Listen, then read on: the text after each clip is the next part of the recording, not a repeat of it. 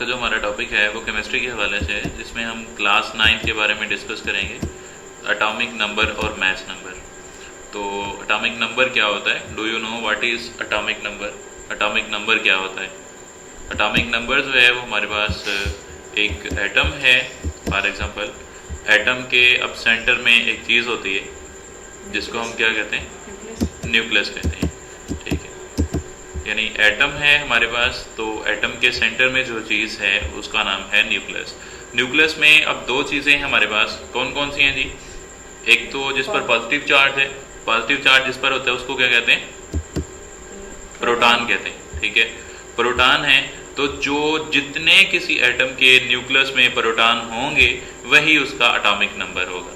समझ आ गई atomic number की क्या होता है? एटॉमिक नंबर किसी न्यूक्लियस में भी प्रोटॉन होंगे, ठीक है, वही उसका एटॉमिक नंबर होगा। यानी फॉर एग्जांपल ये हमारे पास एक एटम है, तो एटम के सेंटर में जो है वो हमें एक न्यूक्लियस नजर आ रहा है, तो न्यूक्लियस में जितने प्रोटॉन हैं, ठीक है, वही उसका एटॉमिक नंबर है। ठीक है, नेक्स्ट आगे जो है वो हमारे पास जो है हम डिस्कस करते हैं एटॉमिक नंबर की डेफिनेशन, देखते हैं कि एटॉमिक नंबर की डेफिनेशन क्या होगी।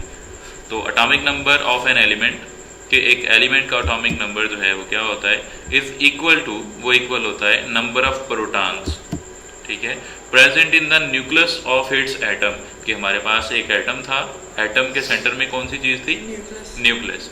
न्यूक्लियस में जितने प्रोटॉन हैं वही उसका एटॉमिक नंबर है। ठीक है, नेक्स्ट जो है इसको रिप्रेजेंट करते हैं एक सिंबल से, जो सिंबल जो है हमारे पास वो जी है। ठीक है, नेक्स्ट आगे हम डिस्कस करते हैं एटॉमिक मास के बारे में। तो एटॉमिक मास के बारे में क्या है हमारे पास, कि हमारे पास फर्ज करें एक एटम है, एटम के सेंटर में एक चीज़ पाई जाती है जिसको हमने कहा था कि न्यूक्लियस होता है। अब न्यूक्लियस में दो चीज़ें होती हैं, नंबर एक क्या होते हैं? नंबर एक प्रोटॉन होते हैं, यानी जिस पर पॉजिटिव चार्ज है। ठीक है, और नंबर दो इसमें जो ये आपको ग्रीन कलर के नज़र आ रहे हैं, ठीक है, ये क्या है हमारे पास?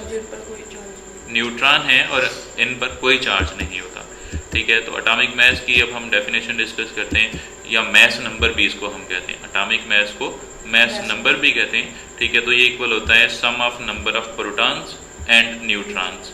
यानी अगर हम प्रोटॉन और न्यूट्रॉन दोनों का सम ले लें, यानी प्रोटॉन और न्यूट्रॉन दोनों को हम जमा कर देते हैं, तो जो हमारे पास वैल्यू आएगी वही उसका एटॉमिक मास या मास नंबर होगा।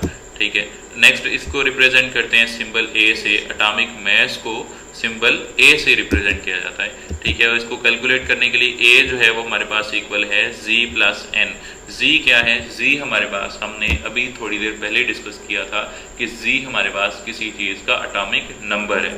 ठीक है, एटॉमिक नंबर या नंबर ऑफ प्रोटॉन्स को कहते हैं, प्लस हम अगर उसमें न्यूट्रॉन ऐड कर देते हैं तो ये हमारे पास एटॉमिक मास होगा। और एन जो है ये क्या है? नंबर